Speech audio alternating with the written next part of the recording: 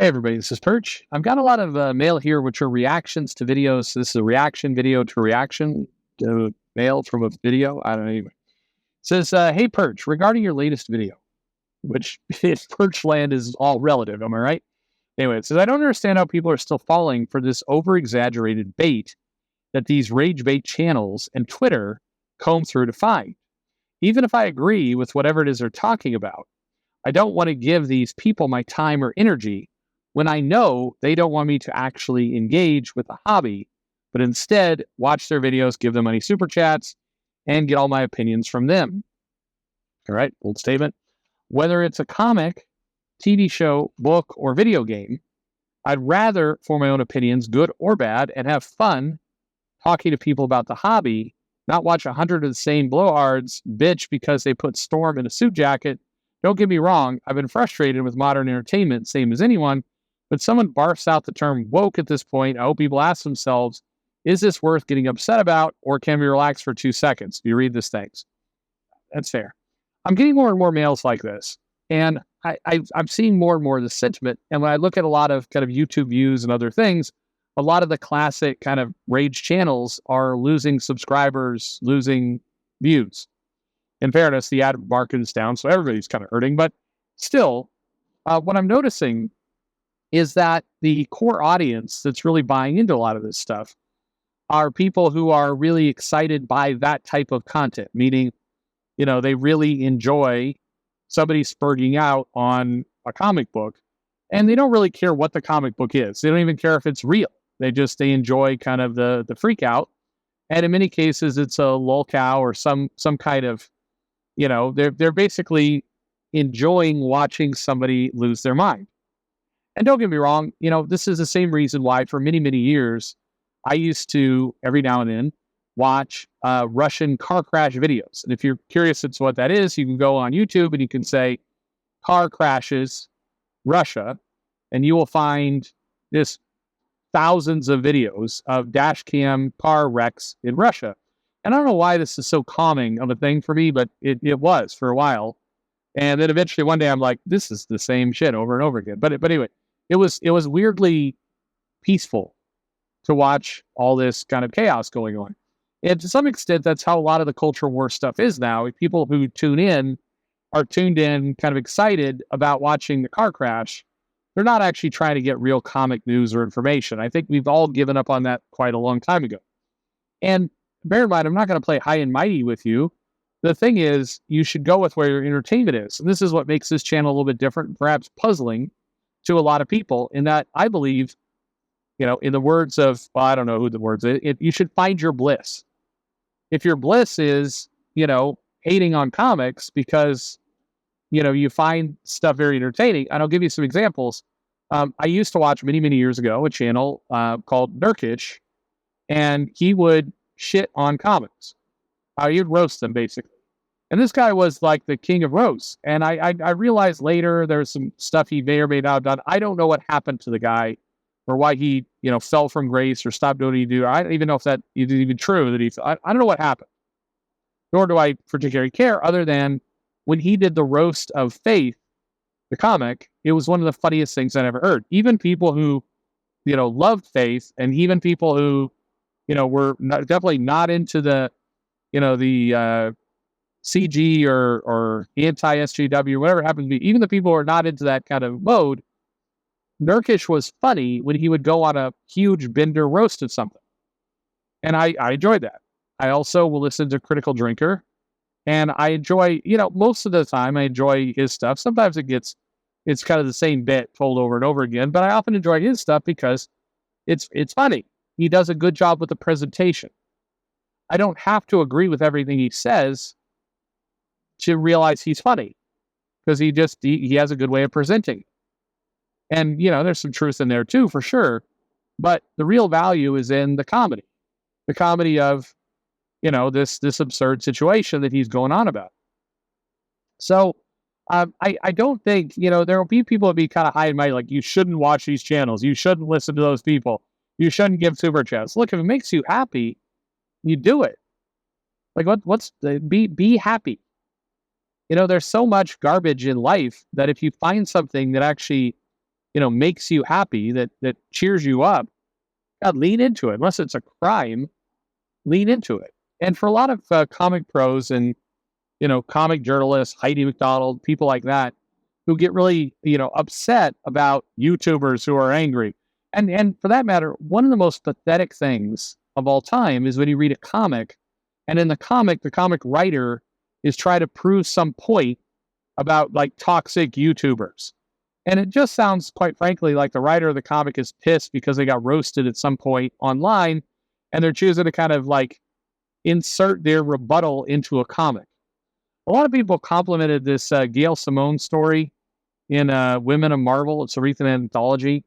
And in this comic, like this alien guy, like takes away all the women because he's online a lot. I don't know. It's a very thinly veiled critique of online criticism of women in comics. And so here's an online troll who takes all the women away and then, comes to realize the women are tough. And they also, where people are praising it is like, there's a panel where the women are like, the men are awesome. We're awesome. Men are awesome, which is not a bad sentiment. But in order to really go all in on that, you kind of have to ignore the previous like 3 or 4 pages where you have this very, very two-dimensional, analogy that's being done about toxic men online. But I always find those things super, super lame because, I mean, who wants to read this about toxic men? I mean, it just like, look, go fight that stuff out on Twitter. Don't make that into a comic book. Like, can you just have the comic adventure happen? We don't need to hear about the YouTube feud you're having. It's lame. But a lot of people do it. Donny Cates has done it. It's like, I'm going to do some meta commentary about how cruel fans are when they don't get what they want. It's like, or here's another idea. Have Venom fight Carnage. I know. It doesn't have the artiste method there, but, it's a lot more exciting. But anyway, to me, I always hope people think for themselves. And every now and then somebody will comment like, Perch is a chud who just tries to tell people what. No, it makes me really uncomfortable when people send in mail saying, I agree with everything you said, or I love listening to you. I don't like it. Like, some part of me is wired to hate that. I think people should make their own opinions on things because this isn't some big, like, genius, statement I'm making.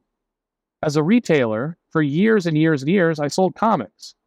And if you're going to be a successful retailer, you quickly learn one very important lesson. It doesn't matter what you like. In the words of The Rock, it doesn't matter. What matters is what the customer wants. And if the customer wants to come in and buy a Marvel book, a DC book, a Vertigo book, a Dark Horse book, a Malibu book, a whatever it happens to be, your job is to take their money. And if you get into this world where you're going to try and intercept that with your own opinion, you're taking money out of your own pocket, which is crazy. You shouldn't open up a business if that's what you want to be. So, just let people figure it out, and life is okay. I'll tell you right now, for those, people write every now and then like, hey, Perch, you got a lot of subscribers. How did that happen? Fuck if I know.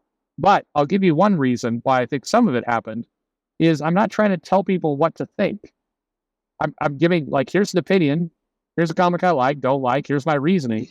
And then I'm hoping you're going to go off and, figure it out because I'm treating you like a goddamn adult, who I'm assuming most of you are. This purity test bullshit that a lot of channels get into, are you with me or against me? Some guy, like one of the creepiest statements ever made, there was a guy who's running a news site, and, he's made many, many posts about corrupt journalism, about the Rich Johnson and Heidi McDonald and other people who, basically threaten people who utilize kind of whisper network shit or whatever it happens to be, who are like, you better see our point of view or something bad might happen to you. And by the way, that stuff happens. That's not speculation. Several of these people have said the quiet part out loud in public. We know some people do that. We also know that intimidation technique only works if people buy into it. There's plenty of people who've been told that and works out just fine because they don't buy in the first place. When you're told, by the way, something along the lines of, you better do what we want or something bad might happen to you, the correct response is immediate block, void, distance, ignore. The right answer. That's the absolute right answer. If you engage, if you try and reason your way out of it, if you try and outthink it, if you're like, well, let me just explain to you where I'm coming from, any oxygen you give it sets the game in motion. The right answer is to treat those people like a screaming 2-year-old and distance, block and distance. And if you do that, pretty good chance those people go away in search of another victim. If you give them no oxygen, they realize they have no power over you.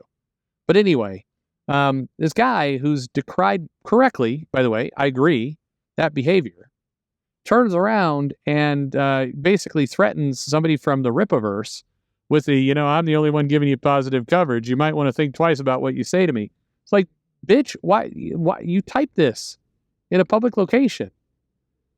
Like, have you learned nothing from all this? Have you learned absolutely nothing from, the people who utilize this business? I mean, here's the nasty part of comics for me is I've watched now for 30 to 40 years. I've watched people recognize bad behavior in comics. If I'm going back to the 70s and 80s, the 80s in particular, early 90s, things like being arrogant, things like not, being respectful to creators or to people who work for you, things like intimidating shops by saying you got to do this or, basically bullshit kind of mafia-like techniques that we've seen and hated. And the absolute second, several of these people became successful in their own way. So I'll give you a very clear example. Eric Larson would talk about some of the bullshit things that Marvel would do, kind of intimidation shit and basically kind of talking down to people and other stuff. And he goes out and he leaves Marvel, goes to Image. Savage Dragon, flash forward several years later as CFO of Image, he's doing the same stuff. He's doing the exact same stuff that he accused Marvel of doing. Same thing, by the way, with people who go off and have left the big two and they're doing crowdfunding.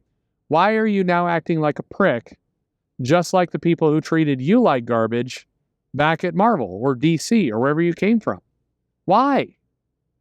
Why? You recognize that as bad behavior. It drove you out of the industry, the gatekeeping, the shitty behavior, the, intimidating people through DMs, the you better be this way or we'll come get you. You had that happen to you and it sucked and you hated it. So why are you now, in your own business, why are you now turning around doing the same thing? And is that comics? Fundamentally, is that comics where, basically we're trapped forever with the same bad behavior over and over and over? That, you get out of one bad situation where somebody's crapping on you and the first thing you do is try and turn around and stick it to somebody else. Why? I hate that. I absolutely hate it. I hate that we all recognize, there's been many people in comics who have been dicked around by editors. They don't call them back. They don't do any of these things. And then they proceed to finally get an editor job. And they proceed to not call people back and not respond. Like, why? This was crappy. You complained for years. Years. And then you turn around and do the same thing. Why? What is it about comics that breaks people and make people just be the same nasty shits to each other that they complained about 10 years earlier? They know this behavior sucks. Is it like some kind of gross, like you got to pay your dues? I don't get it. Anyway, the moral of the story is think for yourself, for Christ's sake. And, it's okay to be entertained by things. As I said, I was super entertained and loved Nurkish. He was a funny show. I thought his roasts were just on point, the way he would deliver, the timing, everything else. It was great. I have no doubt that if you were the writer for Faith or the artist for the Faith comic, you probably are not a big fan of Nurkish. But the stuff was funny to me, and I don't have to really justify it beyond that. And if you enjoy, various YouTube channels, Twitter, whatever it is, live streams. You enjoy giving super chats to people. It's your money. It's your time. It's your business. Anybody who looks down on you is being a prick about it. It's all up to you.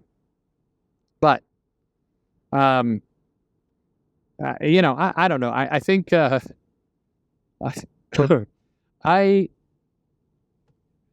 don't know why anyone would collect and read and be in comics at all if you were willing to then turn around and give somebody else your opinion.